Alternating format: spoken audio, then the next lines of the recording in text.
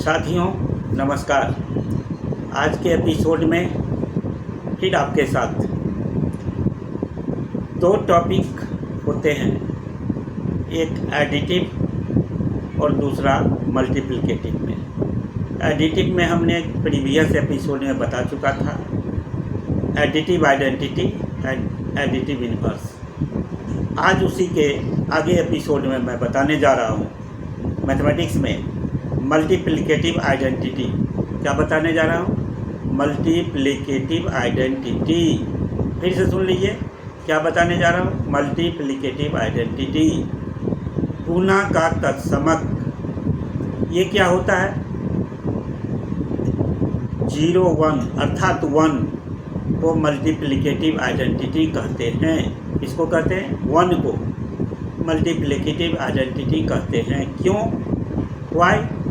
Because 1/3 into 1 equal to 1/3, 5 into 1 equal to 5, 7 into 1 equal to 7, 3/4 into 1 equal to 3/4। अर्थात किसी भी संख्या में 1 से गुणा करते हैं तो उसको कोई प्रभाव नहीं डालता है, इसीलिए 1 को मल्टीप्लिकेटिव आइडेंटिटी कहते हैं। उदाहरण के तौर पर 1 into 5 equal to 5, 1 into 3/4 3/4, 3/11 into 1 3/11।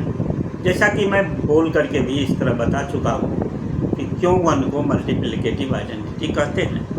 अब आप समझ गए होंगे मल्टीप्लिकेटिव आइडेंटिटी। अब इसी में दूसरा टॉपिक है मल्टीप्लिकेटिव इन्वर्स। तो अब हम लोग साथियों यह बात समझेंगे कि जब दो संख्याओं का गुणनफल 1 हो, क्या दो संख्याओं का गुणनफल 1 हो, multiplication of any two numbers is equal to 1, that is multiplicative identity. 1 को क्या कहते हैं? Multiplicative identity. दो संख्याओं का गुणनफल यदि 1 हो तो प्रत्येक संख्या एक दूसरे संख्या का मल्टीप्लिकेटिव इन्वर्स होगा, यानी गुणा का प्रतिलोम होगा। इसको क्या कहते हैं? गुणा का प्रतिलोम। जब दो संख्याओं का गुणनफल 1 हो जाए तो प्रत्येक संख्या एक दूसरे संख्या का गुणा का प्रतिलोम कहते हैं, मल्टीप्लिकेटिव इन्वर्स कहते हैं। As for example 3 into 1/3, therefore 3 is multiplicative inverse of 1/3, और 1/3 is multiplicative inverse of 3.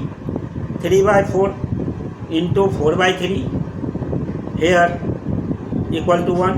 Therefore 3/4 is multiplicative inverse of 4/3, और 4/3 is multiplicative inverse of 3/4. 1/3x plus 1 into 3x plus 1 equal to 1. Therefore 1/3x plus 1 is multiplicative inverse of 3x plus 1. x plus 1 by x minus 1 multiply x minus 1 by x plus 1 equal to 1. Therefore x plus 1 by x minus 1 is multiplicative inverse of, गुणा का प्रतिलोम होगा x minus 1 by x plus 1।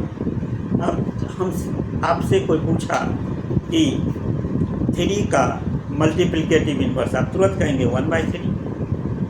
5/4 का multiplicative inverse बताएं तो आप कहेंगे 4/5, क्योंकि ये दोनों गुणा करने पर 1 हो जाता है।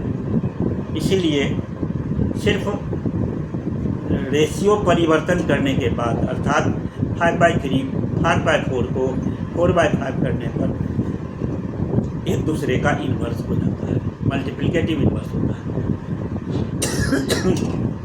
और एक सतर्कता इसमें यह भी है, कोई भी आदमी पूछे कि कोई भी संख्या दे दे, आपको कहे कि मल्टीप्लिकेटिव इन्वर्स लिखे, तो उसको 1 के डिवाइड में सीधे कर दीजिए और अरेंज करके लिख दीजिए, वही हो गया मल्टीप्लिकेटिव इन्वर्स।